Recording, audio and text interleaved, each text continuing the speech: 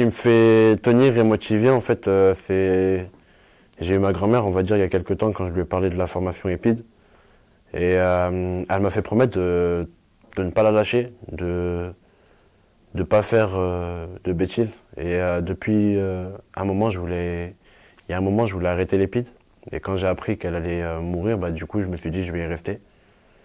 Et actuellement, elle est partie, donc je vais y rester jusqu'à ce que je trouve un truc, quoi.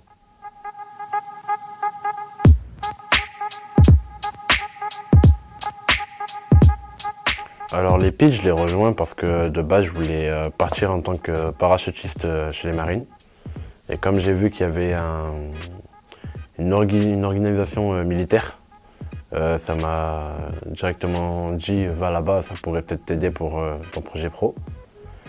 Et du coup, côté uniforme, côté l'encadrement et l'insertion militaire qu'il y avait à l'EPID m'avait beaucoup plu.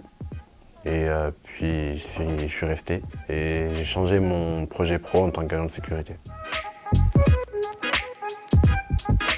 On fait jamais la même chose, c'est souvent répétitif sur les cours, mais c'est pas au même moment, pas aux mêmes heures. On va dire on peut faire du sport dès le matin, comme on peut faire dès le matin le premier lundi ou le mardi.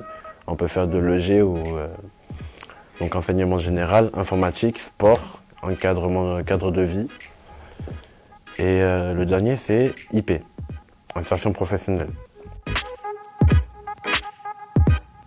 Moi, ce qui me plaît, c'est les bases de l'armée, on va dire qu'on doit tous être en uniforme.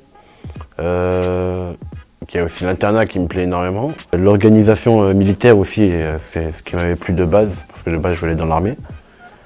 Et du coup, une fois qu'on y est, on a du mal à vouloir partir de l'EPID. L'activité en groupe, ça j'aime bien aussi. Si on a un problème, on va dire, on peut toujours demander à une personne qui est avec nous pour nous aider. Et surtout pour le code et le permis, j'ai trouvé ça intéressant quand je suis arrivé à l'EPID que passer le code gratuitement et payer 150 € pour le permis, avec l'aide de l'EPID.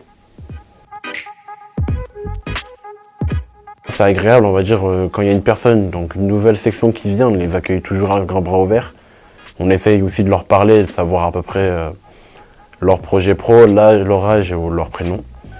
Moi, quand je suis arrivé à l'EPID, sur tous les cadres, on va dire, ils ont été très souriants. Et aller à un endroit où directement où il y a le sourire, ça donne plus envie d'y rester.